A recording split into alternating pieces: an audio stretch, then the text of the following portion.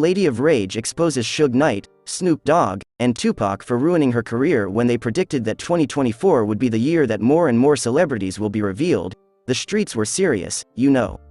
Because, you know, there has been a plethora of events that have made it difficult to maintain track of everything.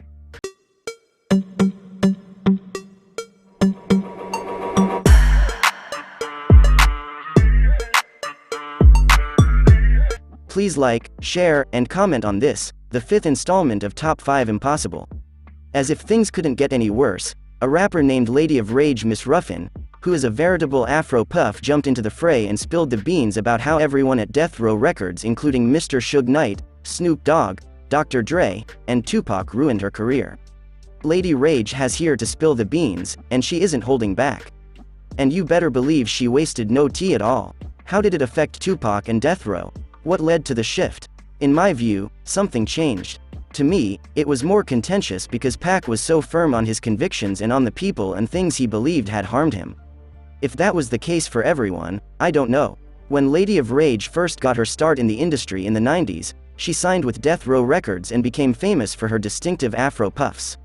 She became known as one of the most formidable female MCs of her era, and she dominated the rap game.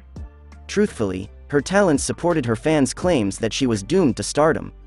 She was spitting bars and her rhymes were on fire. Unfortunately, her career never took off the way everyone had hoped it would. She largely disappeared from public view for a while after releasing her debut album. We were all left wondering what went wrong and why she didn't achieve the heights we were promised, and her followers were left as perplexed as F. For the benefit of those who are unaware, she began her career in rap immediately following her graduation from high school. She traveled extensively in pursuit of a record deal, working tirelessly. At long last, she broke through when she ran across Dr. Dre via LA Posse, with whom she had previously cooperated on a few songs. The likes of Suge Knight, DOC, and Dick Griffey were among the major hitters who were helping Dre start his new company. The Lady of Rage's skill was immediately apparent to Dr. Dre, who did not hesitate to sign her as one of the first musicians to the label. She left for Los Angeles with the intention of pursuing a career in rap under the Death Row label, her sights set firmly on success. One other artist on Death Row's roster at the time was Snoop Dogg, a rapper. Yes, the same man whose name has been rebranded as Snoop Dogg, Snoop Lion, or some other moniker. But let's go back to 1992. Snoop Dogg was a guest artist on one of the songs that Dr. Dre was making for the Deep Cover soundtrack. Even if his talent was obvious before that, it was then that people began to pay attention to him. His other soundtrack, which he recorded for the film Rage, was ultimately removed from the film. To be fair, Rage was originally intended to be the brainchild of Dr. Dre and Suge Knight, who had lofty ambitions. The plan all along was for Dr. Dre to release his solo album first, and then Lady Rage would release hers. Already, she had a good notion of what she wanted it to be, had given it the name, Eargasm, and was brainstorming possibilities. Regrettably, her album was shelved for a considerable amount of time. At first, everything was proceeding according to plan since Dr. Dre's 1992 album, The Chronic, had been released.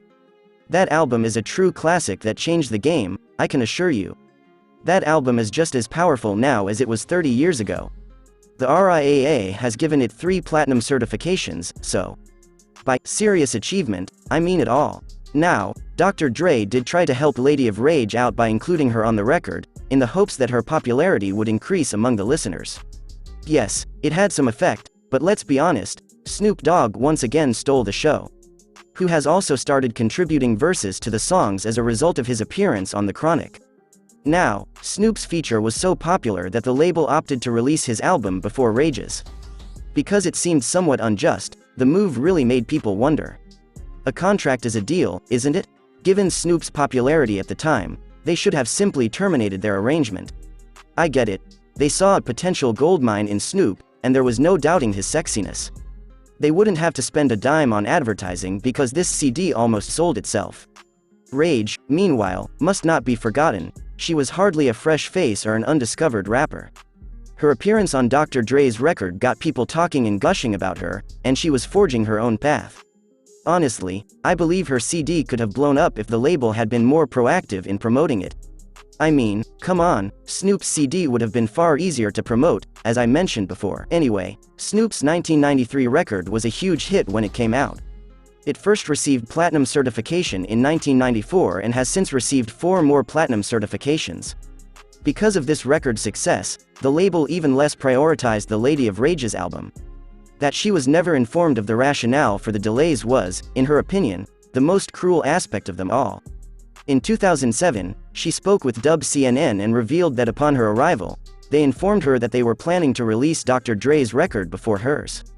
There was a lot of speculation that your record would follow Snoop's and then yours when The Chronic came out because of how popular Snoop was after its release. I don't understand why it was continually being delayed, but that's exactly how it was. It never happened when it ought to have. I don't know if that's because of my ego or because it was a female thing. It's already a mess, but things are going to get even worse, so hold on to your hats. Her 1994 single, Afro Puffs, which was used on the soundtrack for the film Above Rim, became an instant hit. It seems to reason that following that, the record company would be rushing to release her album, doesn't it? They put Snoop ahead of her because of that, you know. However, they diverted their attention from her to a project for the Dog Pound. Now keep in mind that Rage was the one who was getting all the attention because of her Afro Puffs, so keep doing what you're doing. A slap in the face, then, was their decision not to release her record. The label's decision to delay her album twice was completely unnecessary, and it should have been obvious that they were simply trying to manipulate her. At the very moment she believed her luck had run out, Death Row signed none other than Tupac himself. I mean, Tupac is, hands down, one of the greatest of all time, GOATs, in the rap game, so please don't take offense to this. His presence at Death Row, however, just served to further complicate matters for Rage and raised yet another red flag. Here is the lowdown. Tupac was actually serving time on Rikers Island for a slew of offenses when he was signed to Death Row Records. Prison walls, however, were not going to deter Suge Knight. Actually, he paid an outrageous $1.4 million to secure Pac's release from prison prior to his appeal hearing. Spending that much money without any assurance that the appeal would be successful is really outrageous. He had no idea that, had the appeal failed, Tupac may have been returning to prison. In 1995, wagering $1.4 million was quite a gamble. To put it in perspective, that sum is currently worth around $3 million. It wasn't too risky for Pac to sign with the label because he had already established himself as a household brand in the game. Sure, it's suspicious that Suge was ready to risk that much money to secure Pac's release, but he couldn't come up with the same amount for Rage's record. Particularly when you think about the fact that she had a successful single previously. Rage was patiently waiting for this man to approve her proposal while he sat beautifully. Meanwhile, he was producing albums for virtually everyone else and playing millions in bail. Aside from Rage's album, it seemed like Dre was working on everyone else's. As Tupac rose to stardom at the label, tensions between him and Rage intensified. How did Death Row react when Tupac became a part of your crew? In my view, things shifted. In my opinion, there was a bit more resistance. She worked tirelessly for years to have her album approved, and finally, the label gave in and gave her the go-ahead. This may appear to be some wonderful news, but believe me when I say it came with a hefty L, so it wasn't what she was hoping for. You see, releasing her album Eargasm at that time was the worst possible choice. Because Dre was leaving the label, her entire project was thrown out. He chose to take the album with him when he departed because he had worked on its production. Consider that for a second. For years, she had poured her all into Eargasm, but it all went up in smoke when Dr. Dre, the operation's brains, packed things up. Don't you think that's awful?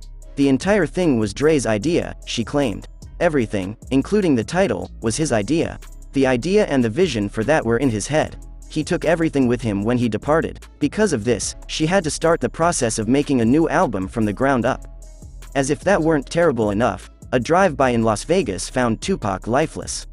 After Suge's incarceration, Snoop dropped the label on his own. It's a whole disaster, you guys. She had a tough time with her CD because she didn't have any backing. She complained that, unlike her peers, she lacked a conductor and other resources during the record production process.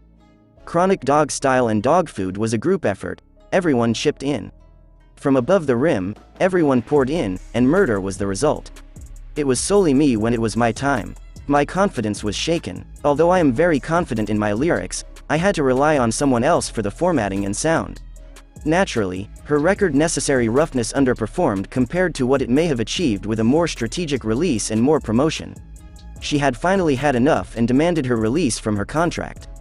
However, for reasons that are known only to the label, they declined. She departed from the label once her contract expired. She made several attempts to return to the game, but her efforts were unsuccessful. Her career came to a close after that. Yeah, she dropped a few mixtapes, but they were all duds. She recently accused Death Row of mismanaging her and leading her astray for years, and she is now blaming them all for her career's downfall. Miss Lady of Rage has captured the attention of the fans, who will never forget her afro puffs. Her admirers are rooting for her. Among the claims made is that she preferred to stay out of the East versus West and bad boy feuds at Death Row. The only thing she wanted to do was rap, and Suge wasn't listening. With Rage, Death Row failed to deliver. It would have been more appropriate for her album to be released alongside Above the Rim's soundtrack in 1994. My guess is that it will be released in 1997 instead. They should have released her album at the same time as Snoop's. The same was true for b.i.g, Craig Mack, and Puff Daddy. Redman and Method Man were already so well-known individually that Def Jam decided to release them as a pair. Since she is incredibly talented and has a lot of buzz about her profession, there was no reason they couldn't push her. However, what are your thoughts on this? You all recall Lady Rage, didn't you? Do you agree with her that everyone on Death Row screwed her over? Or are you of the opinion that she brought this on herself? After you've watched this video, feel free to leave a comment with your ideas.